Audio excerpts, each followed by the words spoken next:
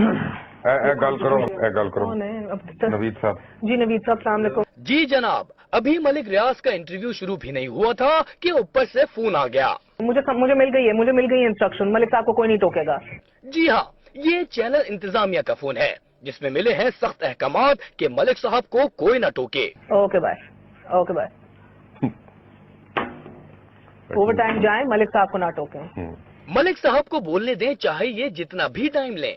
यानी तय था कि मलिक साहब की बातें इश्तहार से ज्यादा कीमती होंगी। अब ये देखें मुबश्शिर लुकमान के पास किसका फोन आया है। जी भाईजान सलाम अलैकुम। क्या मुलाकातें हुई?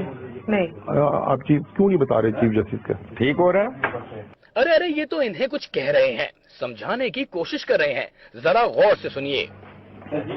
हमने कहा मौका तो दे रहे हैं ना यार, अपना पहले शुरू में एस्टेब्लिश करना ना। जो हामिद मीर ने कल लोचत ली हुई है कि हम पैसे खा गए हैं, वो भी तो हमें साफ करना है ना।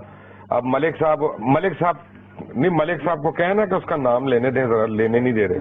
मुबश्शिर लुकमान ने जो कहा सुना आपने, अब ये भी सुन ले कि फोन किसका है। नहीं ये बात करें ना, बात करें। कौन है? अब्दुल कादिर। जरा फिर से सुनिए मुबश्शिर लुकमान ने किसका नाम लिया है। अब्दुल कादिर गिलानी। समझ आया कुछ? अरे ये हमारे वजीर आजम गिलानी के साहबजादे अब्दुल कादिर गिलानी हैं। अब मलिक साहब का अंदाज तो देखें, किस बेतकल्लुफी अंदाज में बात कर रहे हैं। जी बनेगी नादिया, बस तुझे दुआ करना। नादिया किसको आवाज आ रही है मेरी? दुआ करना। इस खुसूसी इंटरव्यू की तैयारी का आलम तो देखें, दोनों एंकर्स की कितनी अंडरस्टैंडिंग थी।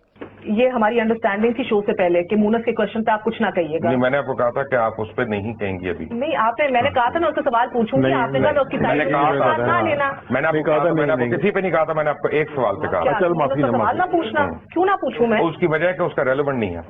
मैं डिसाइड करूंगी रेलेवेंट क्या है या कोई और? माफी। आप अपने सवाल रेलेवेंसी डिसाइड करें, मैं अपने सवाल रेलेवेंसी डिसाइड करूंगी। यानी तयशुदा था सवालात में किसका जिक्र होगा किसका नहीं। तो खुद बोल देना, वैसे हम क्या सवाल पूछे, लगेगा प्लांटेड है। महर बुखारी कितनी बोल्ड है मान भी लिया।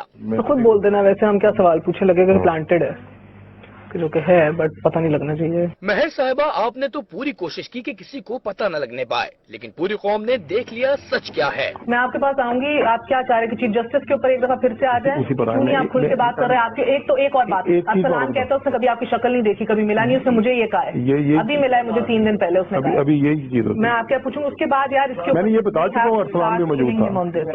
कब मिले, क्यों मिले, किस तरह वो की। Not killing you but you know what I mean. आप खुल के पूछे, मेरी तरफ से मैं खुल के पूछ रही हूँ। एक और दिलचस्प बात तो देखें, जी ऊपर इंस्ट्रक्शन आई हैं, सुप्रीम कोर्ट के सेक्शन 4 है जो उनकी अपनी वेबसाइट पे उनका ज़ाब्ते अखलाक में कहा है कि अगर आपका, मैं बता देती हूँ, अगर आपका किसी से कोई रिलेशन हो या किसी के वकील से, एक की पार्टी या दूसरी पार्टी के वकील से ज्यादा लेन देन हो, आप छोड़ देंगे, या किसी को आप जानते हो तो वो देखे को जानते दुश्मनी हो।